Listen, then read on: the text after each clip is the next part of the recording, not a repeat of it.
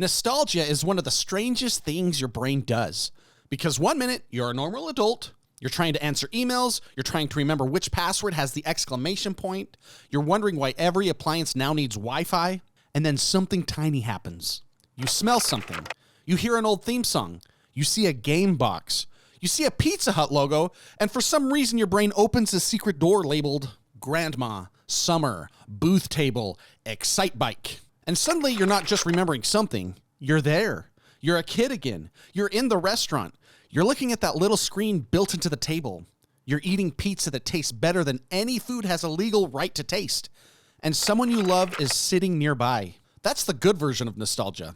It can feel like getting a voicemail from a version of your life that doesn't exist anymore. Beautiful, painful, warm, dangerous, and very, very profitable. Because the same feeling that makes you remember your grandparents' house can also make a company look at a beloved franchise and say, what if we turn this childhood memory into quarterly revenue? And now we have a problem. Why nostalgia is so powerful. Nostalgia gets treated like it just means liking old stuff. Old games, old cartoons, old comics, old movies, old theme songs, old toys. Old cereal boxes that probably had enough sugar in them to legally qualify as construction material. But nostalgia is deeper than that. The word itself originally came from homesickness. It was about pain, the ache of wanting to go home. Now we usually use it for memories from the past, but that ache is still there. Nostalgia is not really saying, I liked that old thing. It's saying, I miss the world that old thing belonged to. That's why A Link to the Past can hit harder than a new game with better graphics. Because it isn't only the game, it's the room, it's the carpet, it's the controller, it's the age you were, it's the feeling that Saturday was enormous, it's the feeling that the time had not started chasing you around the house with a clipboard yet. That's why 90s X-Men can still matter. It's not because every frame was perfect, it wasn't. Some of those animations were held together with courage and budget dust, but the feeling was real. The music, the characters, the idea that outsiders could be broken, strange, angry, loyal, heroic, and still belong somewhere. That's why Spider-Man mattered. That's why Star Trek mattered. That's why Lord of the Rings mattered. That's why Zelda mattered. The thing becomes a box. Inside the box is a piece of your old life, and your brain remembers where it put the key. The science is actually interesting. Researchers usually describe nostalgia as bittersweet. That part matters. It's not pure happiness. It's happiness with a shadow attached. You feel good because the memory mattered. You feel sad because you can't go fully back. So nostalgia is doing two things at once. It's comforting you, and it's reminding you that time is rude, very rude. Honestly, time needs a manager. The interesting part is that nostalgia seems to help people feel more connected.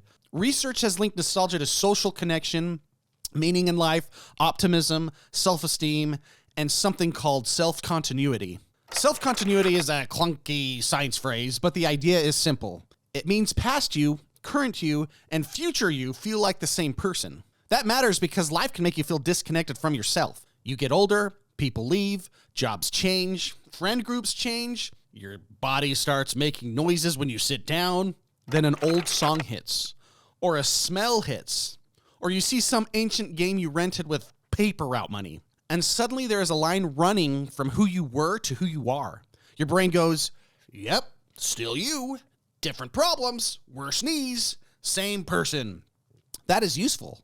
That is why nostalgia can feel stabilizing. It reminds you that your life has a storyline. Not a clean storyline, more like one of those shows where season 4 got weird and nobody knows what happened to that one character, but still a storyline. Smell is basically a time machine with no safety features. And then there is smell. Smell is ridiculous. A song can make you remember something. A picture can make you remember something. But a smell can kick the door open, grab you by the shirt, and throw you 25 years into the past.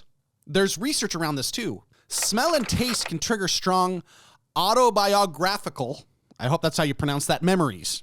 People often call it the Proust effect, from the famous example of a taste bringing back a flood of memory. But you don't need a French novel to understand it. You know the second it happens.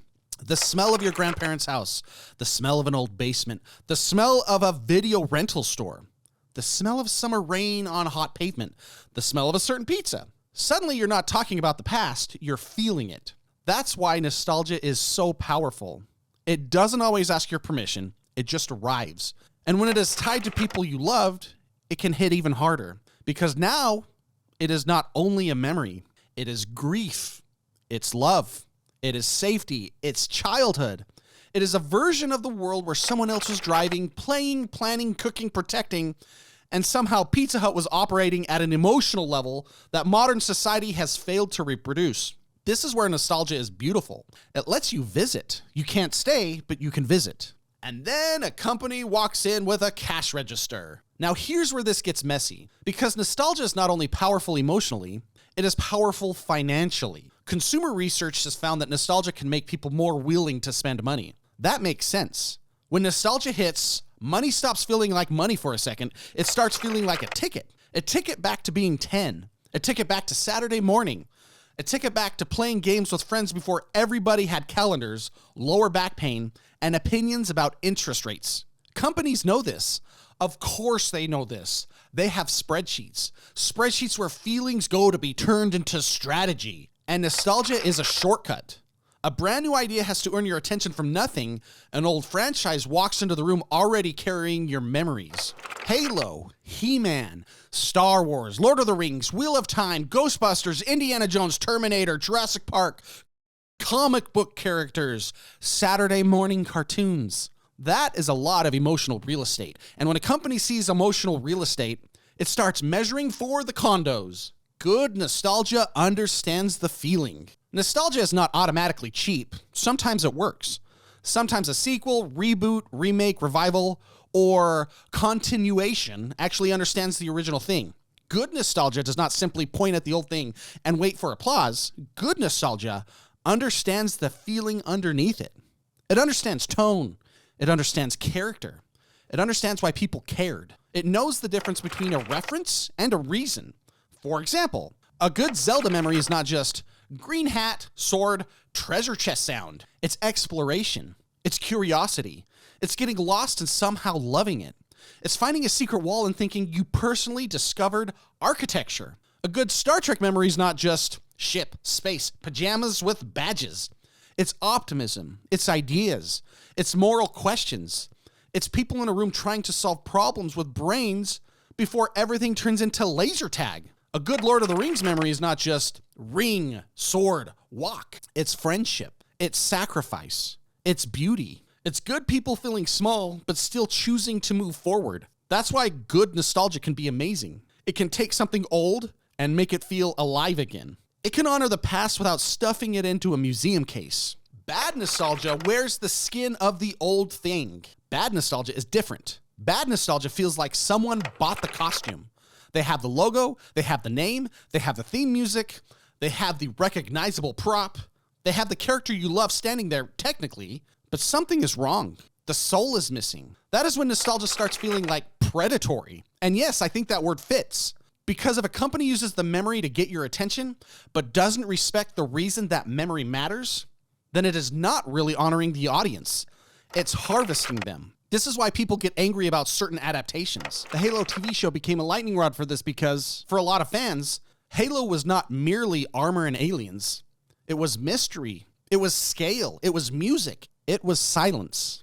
It was that feeling of seeing the ring for the first time and thinking, oh, games can do this? It was also yelling at your friend across a basement because he said screen looking was cheating, while absolutely screen looking. Both things can be sacred.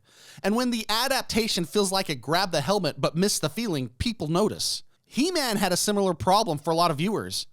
If people showed up for He-Man and then He-Man is immediately sidelined or killed off, you can understand why fans felt baited. Maybe the creators had a plan. Maybe the idea was meant to be bold. But nostalgia audiences are not blank audiences. They are arriving with emotional history. So if you use the old name, you inherit the old promise. Fans often feel like the name of the thing they loved is just being used as bait. They don't want every detail frozen forever. Most people can handle change. What they hate is the feeling that people making the new thing understand the brand value, but not the emotional value. That's the insult. It's not, you changed a detail.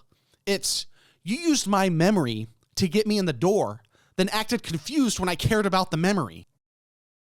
Nostalgia also lies to us. Now here's the part where we have to be honest with ourselves. Nostalgia lies a little. Not in an evil way, more like an old family member telling a story and quietly editing out the boring parts. The past was not perfect. Old games had terrible cameras. Old cartoons had weird episodes. Old comics had plot lines that felt like they were written during a printer emergency. Old tech broke. Rental stores charged late fees like they were funding a moon base. And some things we loved as kids do not fully survive contact with adult eyes.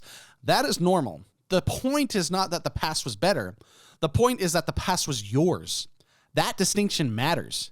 Because when nostalgia hits, your brain is not giving you a documentary. It's giving you an emotional highlight reel. And that highlight reel can be true emotionally, even if it's not perfectly accurate. Your memory of renting a game with paper out money might not include the part where the game was terrible and you only had it for 2 days. But it remembers the bike ride. It remembers carrying the case home. It remembers the feeling of choosing. It remembers that your little world had stakes. That is real. Even if the game was a crime against entertainment. Why this hooks us so hard? So why is nostalgia so powerful? Because it stacks emotions. It is not one feeling, it's a pileup. Memory, identity, loss, joy, belonging, comfort, grief, safety, time. That's a lot for one old cartoon intro to carry. No wonder it buckles. Nostalgia tells you, you were here. This mattered. These people mattered. That version of you still exists somewhere inside the current version. And that can be incredibly good. It can help people feel less alone. It can remind them of family. It can connect them to friends. It can make life feel like it has chapters instead of just random tabs open in a browser that will never, ever be organized. But the same emotional power is why nostalgia is so easy to exploit. If something is tied to love, people will protect it. If something is tied to childhood, people will notice when it feels fake. If something is tied to grief, people notice when it gets treated like another brand asset. The test. So here's the test for nostalgia. Does the new thing understand what made the old thing matter? That is the whole question. The real question is, does it understand the emotional engine? If the answer is yes, change can work. New stories can work. New characters can work. New art styles can work. Different versions can work. But if the answer is no, then the nostalgia turns sour because now the old thing is being used like bait, and people can feel that. They might not always explain it cleanly. They might say, this doesn't feel right. And that's usually what they mean. It doesn't feel like the thing they loved. It feels like someone made a product out of the shell. Nostalgia is powerful because it is one of the few feelings that can make time feel thin. For a second, the wall between now and then gets soft. You remember the basement. You remember the bike ride. You remember the cartoon. You remember the game. You remember the smell of your grandparents' house. You remember the pizza. You remember being loved. And that's not silly. That's not weak. That's your life leaving fingerprints on you. So no, nostalgia is not bad. Nostalgia is beautiful. But it should be handled with care. Because when a memory becomes a product, somebody needs to remember that it was a memory first. Maybe that's the best way to say it. Nostalgia is not a place to live, and it is definitely not a gift shop. It's a porch light. It shows you where you came from. It reminds you there were rooms where you were happy. And if someone is going to use that light to sell you something, they better understand why it was on in the first place.